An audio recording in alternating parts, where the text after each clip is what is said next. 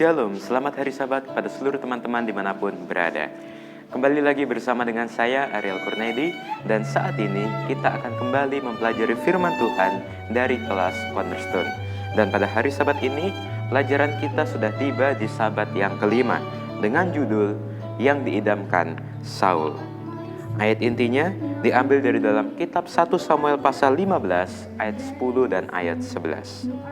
Lalu datanglah firman Tuhan kepada Samuel demikian, "Aku menyesal karena aku telah menjadikan Saul raja, sebab ia telah berbalik daripada aku dan tidak melaksanakan firman-Ku." Teman-teman, pada hari Sabat ini kita akan mempelajari bagaimana kisah dari akhir kehidupan Saul. Di sini diawali dengan berkatalah Samuel kepada Saul.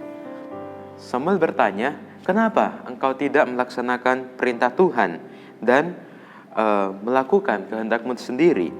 Bukankah walaupun engkau kecil pada pemandangan-Mu sendiri telah menjadi kepala atas suku-suku Israel, dan bukankah Tuhan telah mengurapi engkau menjadi raja atas Israel?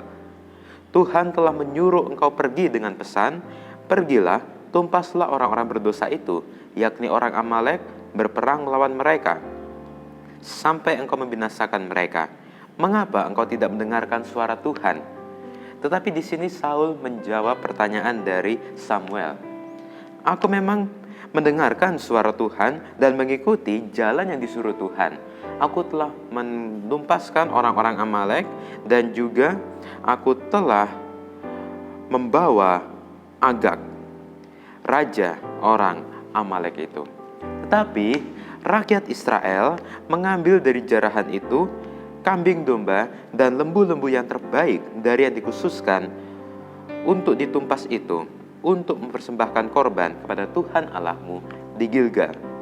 Tetapi kembali Samuel menjawab Saul, "Apakah Tuhan berkenan atas korban persembahan itu dan korban sembelihan itu sama seperti kepada mendengarkan suara Tuhan? Sesungguhnya mendengarkan lebih baik daripada korban sembelihan, memperhatikan lebih baik daripada lemak domba-domba jantan." Nah, sesudah itu orang-orang Filistin mereka berkumpul lalu bergerak maju dan berkemah dekat Sunem. Kemudian Saul mengumpulkan seluruh orang Israel lalu mereka berkemah di Gilboa.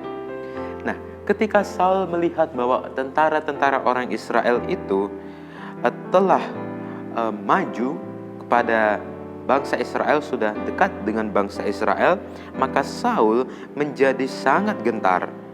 Hatinya pun sangat gemetar. Dia menjadi sangat takut.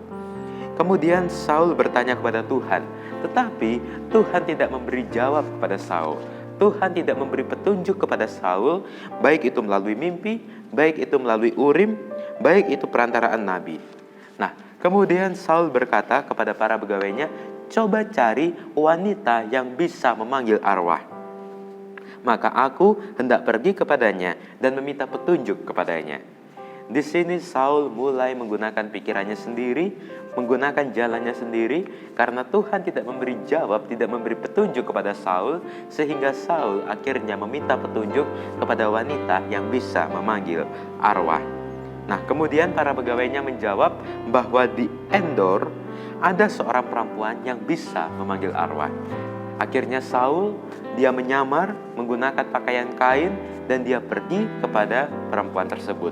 Dia berkata, "Coba kamu menenung aku dengan perantaraan arwah dan panggillah supaya muncul kepadaku nama yang akan kusebut kepadamu." Nah, sementara itu orang Filistin berperang melawan orang Israel. Orang-orang Israel melarikan diri dari hadapan orang Filistin dan banyak yang terbunuh. Di antaranya adalah Saul menewaskan Yonatan, Abinadab, dan Malkisua, yaitu anak-anak Saul.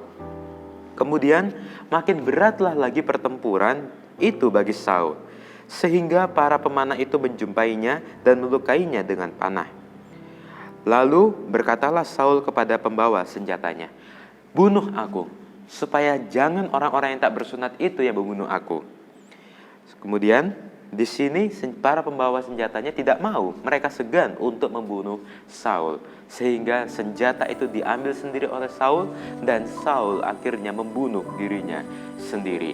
Nah, ketika para pembawa senjata itu sudah melihat bahwa Saul telah mati, akhirnya mereka juga melakukan hal yang sama. Sehingga Saul dan juga pembawa senjatanya, mereka mati pada saat itu. Nah, apa pelajaran yang bisa kita ambil pada hari Sabat ini? Di sini satu kutipan mengatakan, penampilan luar tidak dapat dipercayai. Kuasa yang tidak dapat dilihat hampir selalu jahat.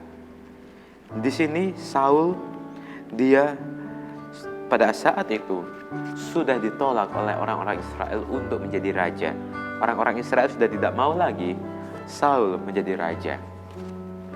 Dan pada saat itu, ketika Tuhan tidak memberikan petunjuk kepada Saul, dia memilih jalan yang salah, yaitu dengan memanggil arwah. Sehingga peperangan itu semakin hebat dan akhirnya Saul pun mati. Di sini biarlah kita jangan menjadi seperti Saul. Ketika kita di dalam situasi tersulit sekalipun, kita minta petunjuk kepada Tuhan, tetapi mungkin Tuhan tidak atau belum memberikan petunjuk kepada kita. Jangan kita memilih jalan yang salah.